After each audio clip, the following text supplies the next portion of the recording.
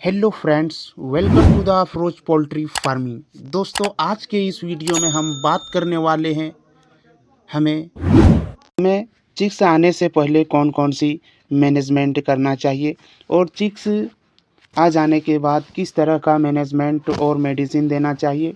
पहले दिन से लेकर 7वें दिन तक का मैनेजमेंट और मेडिसिन का मैनेजमेंट के बारे में हम पूरी जानकारी देने वाले हैं।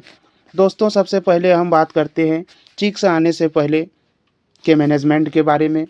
अगर आप बिल्कुल नए हैं और आपका फार्म भी नया है तो इस तरह के फार्म जैसे आप चित्र में फ़ोटो में देख सकते हैं, फार्म में कोई भी बहुत ज़्यादा साफ़ सफाई करने की ज़रूरत नहीं है। आप फार्म के अंदर बाहर अच्छी तरह से झाड़ू लगाकर चिक्स डालने के लिए रेडी कर सकते हैं।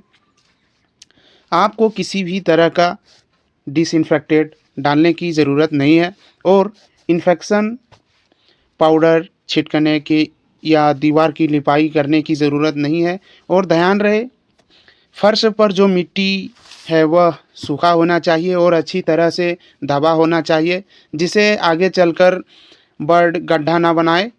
और अगर आपका पुराने फार्म आपका बर्ड फार्म से अभी अभी निकला है तो आपको तुरंत अंदर की भूसी को बाहर निकालना है।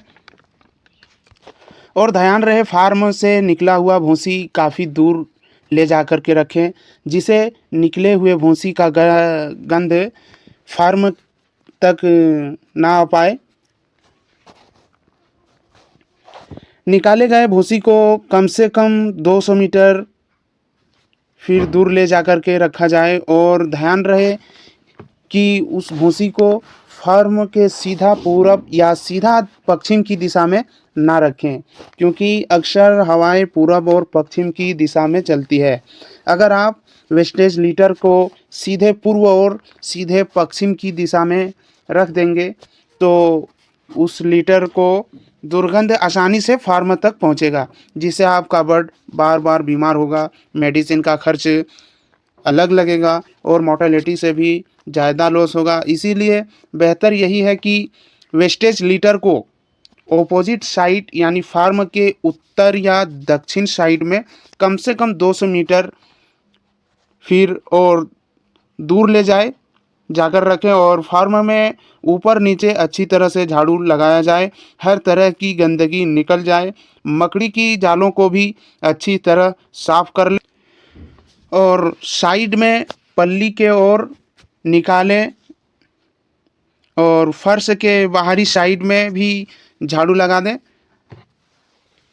झाड़ू लगाने के बाद किसी अच्छे डिसइंफेक्टेंट का स्प्रे कर दें। आप फार्मिंग 18,085 फीट बिरकन LHP का छिड़काव कर सकते हैं। ध्यान रहे, हमेशा डिसइंफेक्शन का छिड़काव फार्म को अच्छी तरह से बंद करके उसके बाद फार्म के अंदर चूना बिखेर दें और चूने से दीवार को भी लिपाई कर दें। ड्रिंकर फीडर, क्योंकि फार्म के अंदर जब लगाया जाता है तो वह ड्रिंकर बहुत गंदा हो जाता है, तो फीडर को भी अच्छी तरह से साफ़ कर ले। इस तरह के साफ़ सफाई करने के बाद फार्म के पूरे पर्दे को खोल दें, जिससे फार्म अच्छी तरह से सूख जाए और फार्म का पूरा दुर्गंध निकल जाए। इस तरह के साफ़ सफाई करने के बाद 1 सप्ताह रुक जाए। 1 सप्ताह के बाद ही चिक्स को डालें।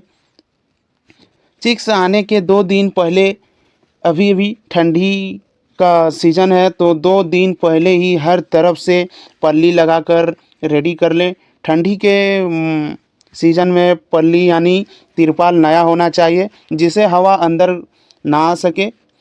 अंदर से भी पन्नी यानी प्लास्टिक लगा लें और कमरे को छोटा कर लें। चिक्स आने के 2 दिन पहले से फार्म के अंदर गैस ब्रूडर या बुखारी जलाइए। अगर आपका फार्म में बिजली है तो आप हीटर का यूज कर सकते हैं, जिससे फार्म अच्छी तरह से गर्म हो जाए। और जब आपका चिक्स आ जाए तो उसे अच्छी तरह से टेम्परेचर मिले। पहले सप्ताह में चिक्स को 90 डिग्री सेल्सियस से 45 डिग्री फ़ारेनहाइट यानी 32 डिग्री सेल्सियस से 35 डिग्री टेम्परेचर मिलना चाहिए। अगर आप इतना टेम्परेचर नहीं दे पा रहे हैं तो फिर आपका 86 फ़ारेनहाइट या 30 डिग्री सेल्सियस टेम्परेचर देना ही पड़ेगा। अगर आप 86 फ़ारेनहाइट यानी 30 डिग्री सेल्सियस टेम्परेचर मेंटेन नहीं कर पा रहे हैं तो बर्ड में अर्ली मोर्टेलिटी की जो प्रॉब्लम हो सकती है और थोक की भी प्रॉब्लम हो सकती है। ये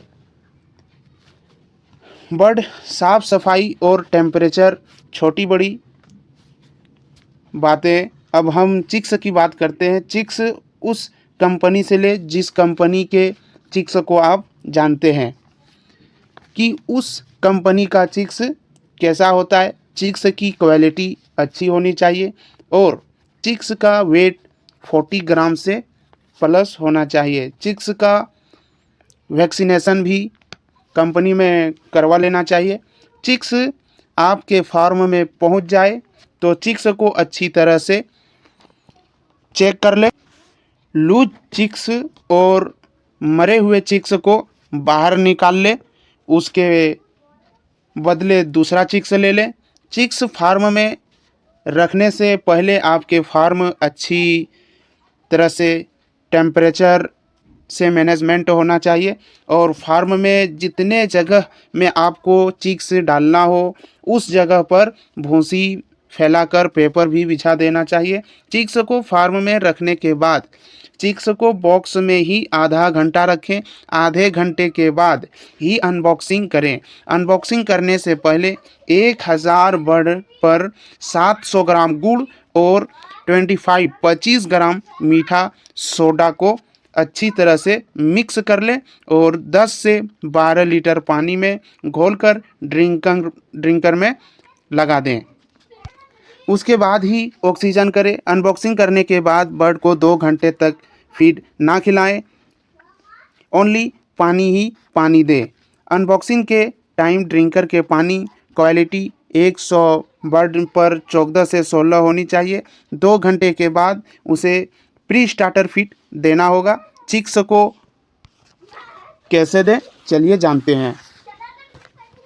चिक्स का अनबॉक्सिंग करने के 2 घंटे के बाद फीडर में फीड डालें। 1000 फीट पर कम से कम 15 फीडर लगाना पड़ेगा और पेपर पर भी फीड छिड़काव कर लें। चिक्स को दौड़ाते रहिए जिसे सभी चिक्स फीड खा लें और पानी भी पी लें। गुड़ वाला पानी ख़त्म होने के बाद सादा पानी यानी सिंपल वाटर दें।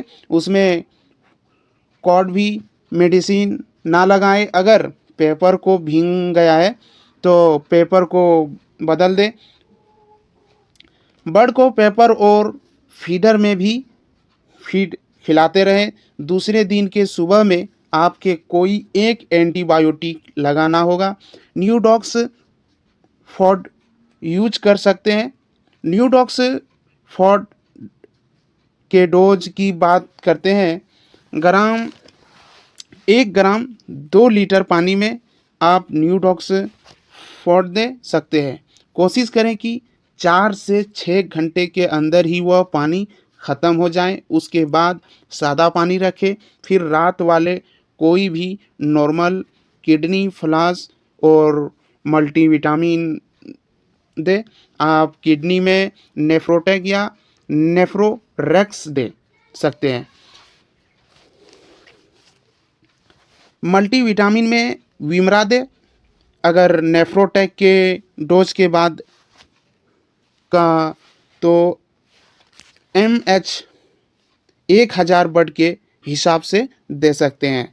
अगले दिन सुबह को नीचे का पेपर निकाल दें और फीडर को रस्सी से लटका दें।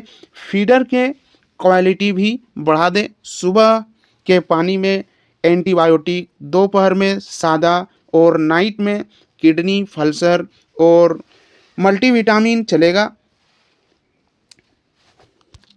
एंटीबायोटिक 3 दिन तक चलाकर बंद कर दें। एंटीबायोटिक 3 दिन चलाकर बंद कर देने के बाद मल्टीविटामिन और किडनी फल्सर अलग अलग पानी में रखें। जिस सुबह वाले पानी में किडनी फल्सर और रात वाले पानी में मल्टीविटामिन दे सकते हैं। इस तरह से छिड़के छठवें दिन तक करें और 7वें दिन आप वैक्सीनेशन कर सकते हैं। जैसे मैंने पहले बताया है कि बड़े को टेम्परेचर 90 डिग्री सेल्सियस से 95 डिग्री सेल्सियस फ़ारेनहाइट या फिर 86 से 90 डिग्री सेल्सियस फ़ारेनहाइट टेम्परेचर उनको मिलना चाहिए। अगर आप इनका टेम्परेचर कर लिए तो आपको कोई भी प्रॉब्लम नहीं आने वाला है। अगर आपका टेम्परेचर इतना मैनेजमेंट नहीं हो पाया है तो आपके बर्ड में योक्स की प्रॉब्लम हो सकती है। टेम्परेचर ना मेंटेन होने से या फिर किसी कारण बस बर्ड का योग पूरी तरह से नहीं गल पाया है, योग सेक के कारण बर्ड की मोर्टेलिटी हो रही है। पोस्टमार्टम करने पर इस तरह से दिख रहा है जैसे आप फोटो में देख रहे हैं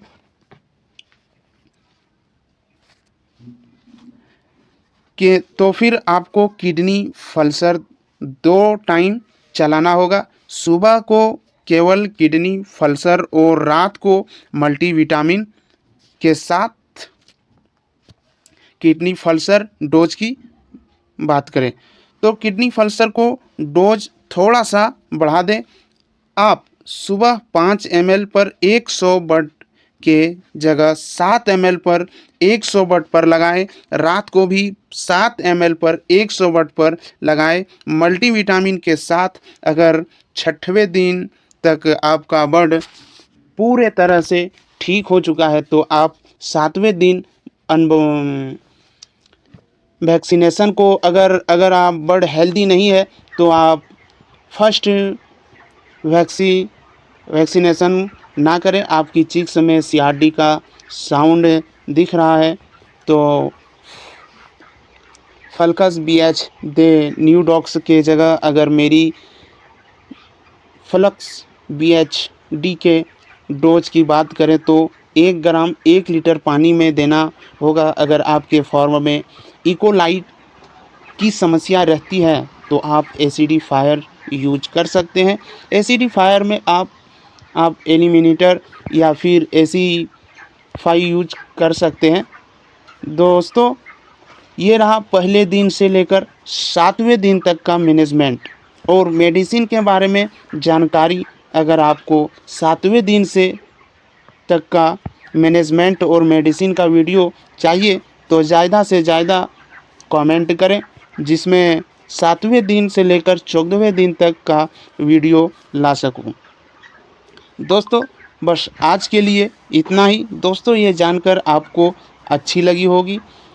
प्लीज़ लाइक करें और इस चैनल को पहली बार आए हैं तो प्लीज़ चैनल को सब्सक्राइब करें और बगल में दिया हुआ बेल आइकन को भी प्रेस करें ताकि मैं जब भी नया वीडियो डालूं तो उसका नोटिफिकेशन सबसे पहले आपको मिलती रहे। So thanks for watching the video.